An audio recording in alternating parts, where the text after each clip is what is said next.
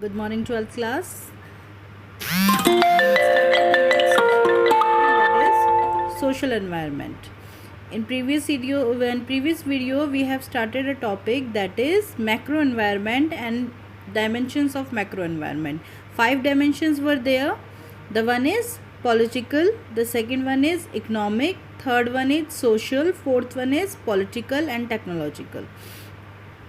Legal and technological. The two we have taught in the last video, that was political and economic environment, and today we will start with social environment. So see, it refers to the combination of all the features of society like tradition, values, social trends, etc., in which organisation exist. ये कह रहे हैं कि social environment का मतलब क्या है. ये रेफर करता है कम्बिनेशन उन सभी फीचर्स को जो किस में प्रेजेंट होती है सोसाइटी में.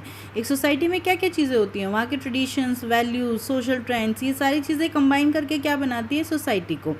तो जितने भी फैक्टर्स हैं, जितनी भी फीचर्स हैं सोसाइटी की, अगर हम सबको कंबाइन करते हैं तो that is called social environment, जिसके अंदर की बिजनेस एग्जिस्ट करता है. मेजर एलिमेंट्स जो है वो क्या क्या आते हैं सोशल एनवायरनमेंट में. पहला आपका है ट्रेडिशन.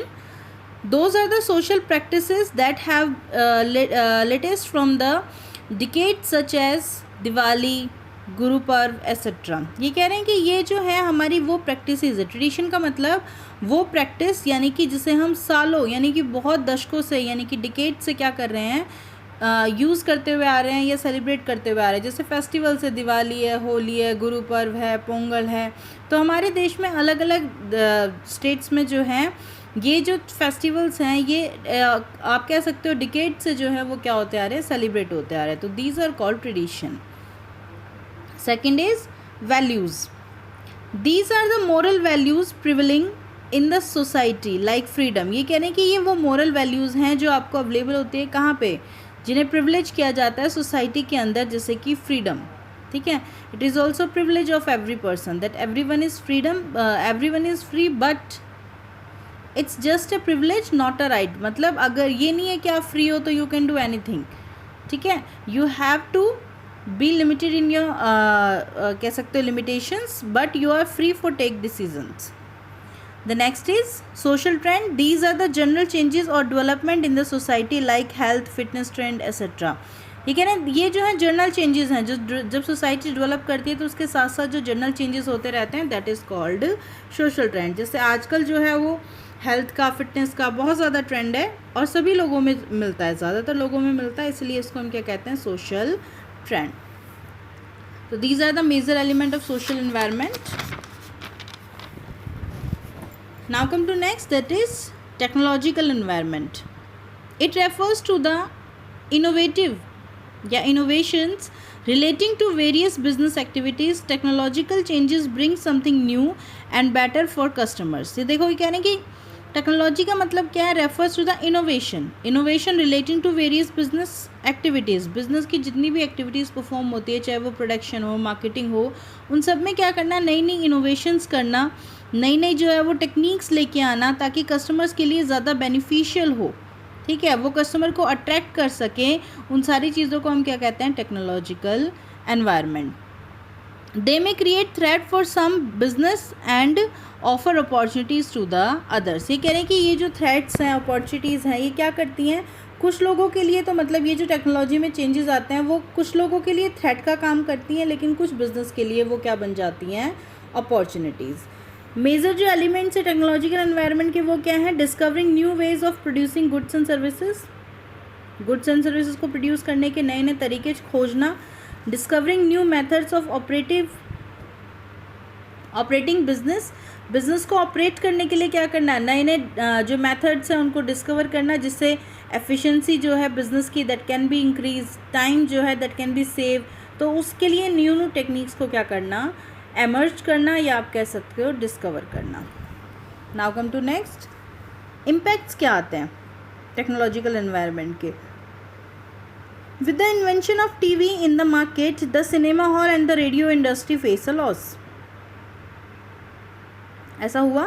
भाई जैसे ही मार्केट में क्या हुआ, टीवी आया, टीवी का जैसे इन्वेंशन हुआ तो उससे किसको फ़र्क पड़ा बहुत ज़्यादा, जो हमारे सिनेमाज़ हैं और रेडियो बिज़नेस जो हैं उसको, उसके मतलब उनके ऊपर टीवी जो बिज़नेस है उसका बहुत ज़्यादा नेगेटिव इफ़ेक्ट आया था। ऐसे ही एक हम कह सकते हैं arrival of photostat machine. Photostat machine के आने से क्या हुआ, जो कार्बन पेपर है वो आप कह सकते हो कम्प्लीटली एक तरह से ये कह सकते हो कि बंद ही हो गया। जो कार्बन बिजनेस है, कार्बन कंपनियां जो कार्बन बनाती थी, that business almost going to be shut down.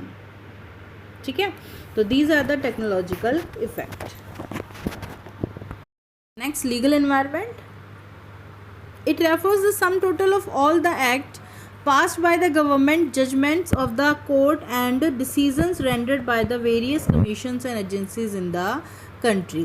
ये कह रहे हैं sum total of all those factors या ऑल दोज लॉज आप कह सकते हो जो पास किए हैं किसने, हमारी गवर्नमेंट ने, हमारे जो जजमेंट है कोर्ट के, या फिर हमारे जो कह सकते हो कमीशन एंड एजेंसीज़ हैं, उन्होंने जितने भी डिसीजंस लिए हैं, कोई भी लॉ बनाए हैं, तो उन सबको अगर हम सम अप करते हैं तो that is called legal environment. उसमें सारे हमारे लॉ आते हैं, सारे एक्ट्स आते हैं।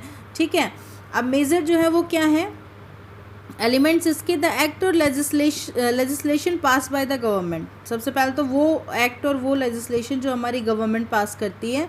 दूसरा, the decision taken by various commissions and agencies, जो वेरियस एजेंसीज होती हैं। ठीक है, उन्होंने जो आपके डिसीज़न लिए हैं आपकी देश के लिए, या जो भी लॉ बनाए हैं किसी भी एक पर्टिकुलर चीज़ के लिए, तो उन सबको अप्लाई किया जाता है लीगल एनवायरनमेंट में। ठीक है, इसका इम्पैक्ट अगर देखो तो देखिए, by removing control on the capital market a huge amount of capital was collected by issuing in the primary market. ये कह रहे हैं कि जब कंट्रोल कम हुआ कहाँ से, कैपिटल मार्केट से। ठीक है, तो बहुत सारा पैसा जो है वो कंपनी इकट्ठा कर पाई किससे, प्राइमरी मार्केट से। या फिर जैसे आप कह सकते हो कि अगर एक्ट बने कि कंपनी जो है वो फॉरेन में इन्वेस्ट कर सकती है, तो अगर उस तरह के एक्ट को फॉलो किया जाए तो लोग जो हैं वो बहुत ज़्यादा क्या कर सकते हैं, बाहर इन्वेस्ट करके अर्न कर सकते हैं, या बाहर के लोग हमारे यहाँ भी इन्वेस्ट करके और क्या किया जा सकता है, फॉरेन एक्सचेंज को इंक्रीज़ किया जा सकता है। तो these are the dimensions of macro environment. 5 dimension were there, the one is economic, second one is political, third one is social, fourth one is technological, and the last one is legal environment. Okay, so thank you for listening.